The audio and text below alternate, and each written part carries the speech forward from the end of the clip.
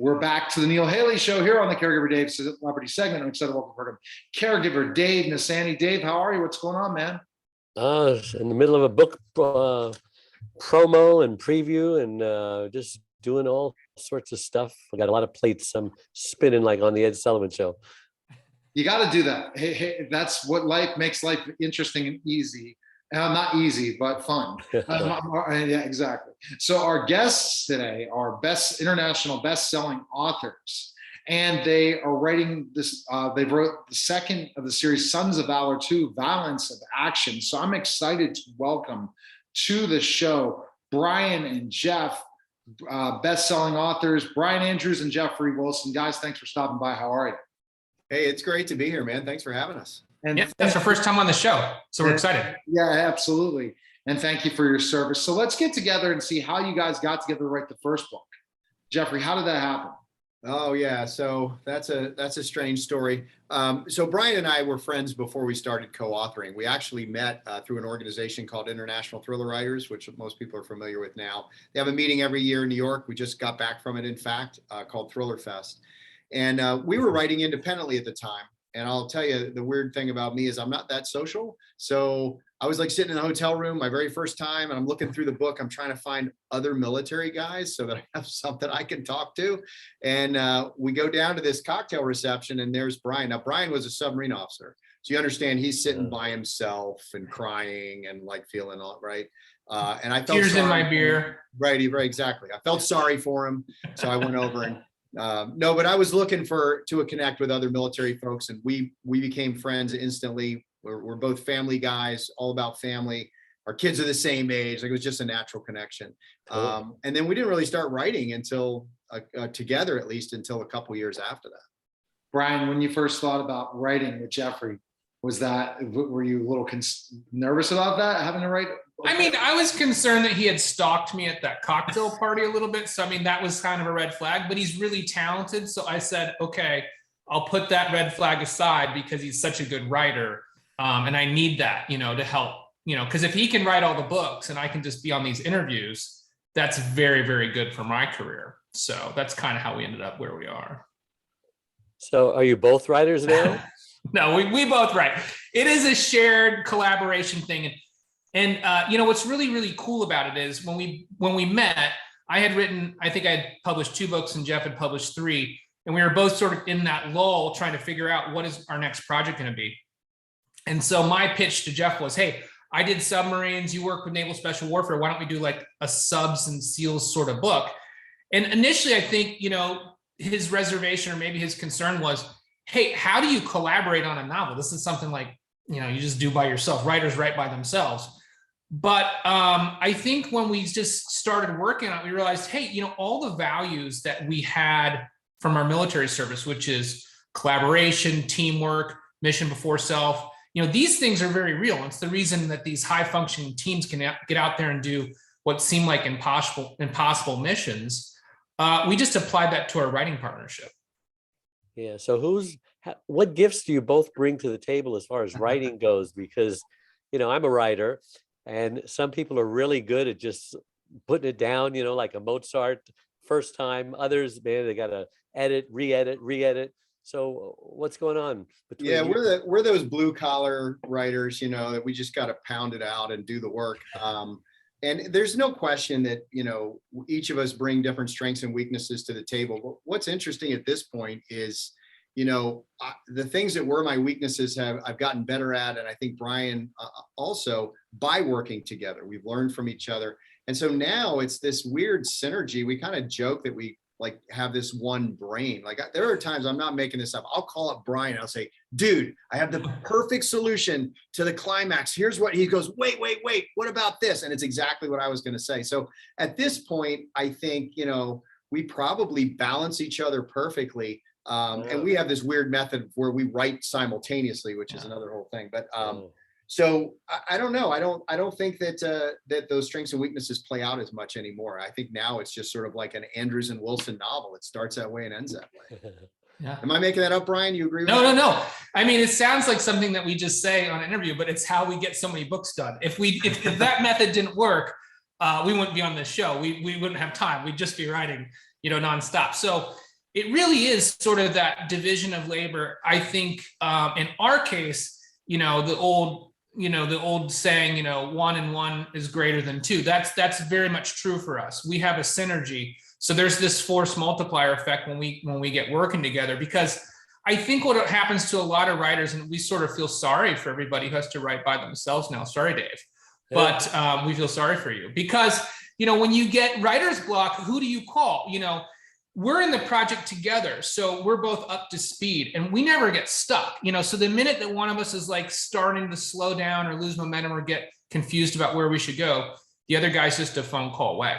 And that's Thank- very I'm important. not really alone. I've got a very good friend who's a New York Times bestselling author, and she helps a lot. Good. It's Everybody nice to have a needs buddy somebody. to call, right? Yeah.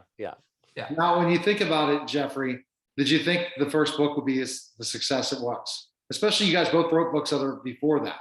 Yeah, well, as you heard from Brian, he's soft playing it a little bit. I was a little reticent. I actually was completely against it. Just and again, not because of any him or me. It's just like I didn't see how it would work. So I think I went into it with low expectations for what we could produce. But I will tell you that within a week, right, Brian? Like a week or 2 weeks, it was so exciting and fun. It was the most fun project we'd ever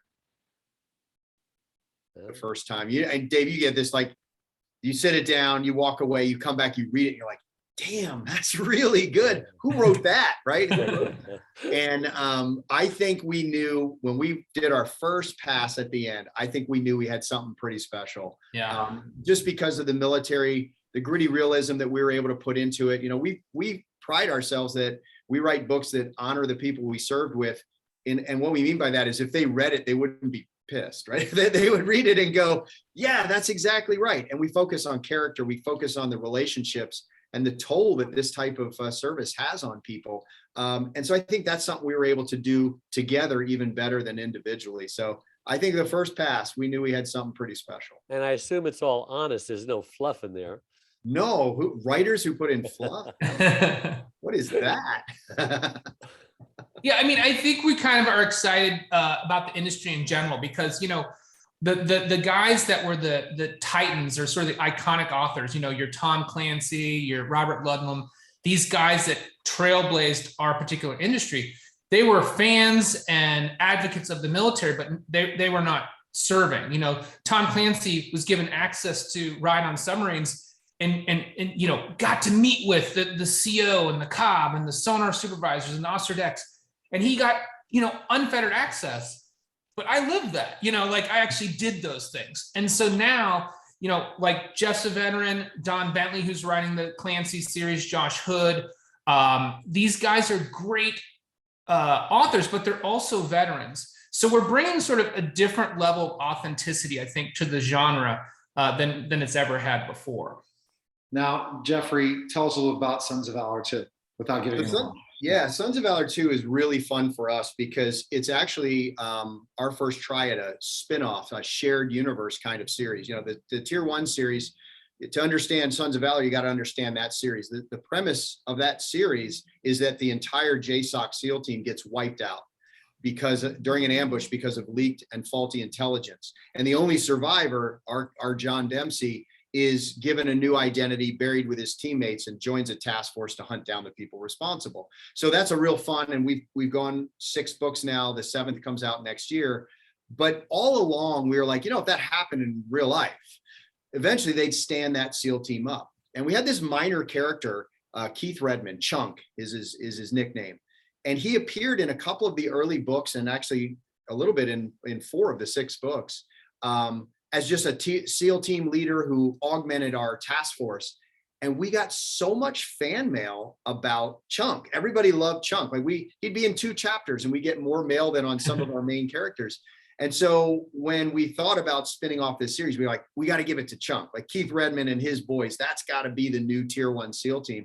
And we're with Blackstone now, who we absolutely love. And they gave us just, full support. They're like, we trust you, do it how you want. And so we spun this series off. It's all JSOC Tier 1 level SEAL team action. But what's fun about the series to me is that it's nouveau. And what I mean by that is, for 20 years, we had a very asymmetric battle in real life. We're fighting goat herders that are in the Taliban running around with AK-47s, but that's not true anymore. The new generation of terrorists are much more sophisticated. They're educated, they're multilingual, they're tech savvy. And so some of that asymmetry is disappearing in our world now. And on the good guy side, we have a new generation of SEALs and other operators who some weren't even born at 9/11, which is impossible almost for me to fathom as an old guy.